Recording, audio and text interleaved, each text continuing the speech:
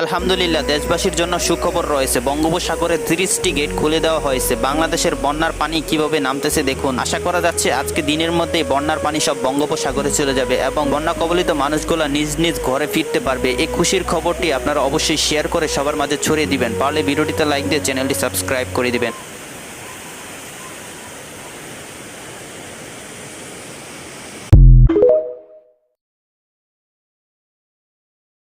নদীরে তুই ভাঙলি আমার ঘর, তোর কিনারে থাকতাম তুই করলি আমায় পর।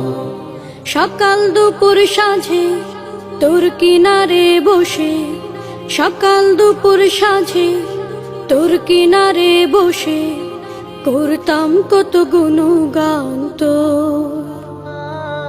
ভাঙলি আমার ঘর, তুই করলি আমায় পর।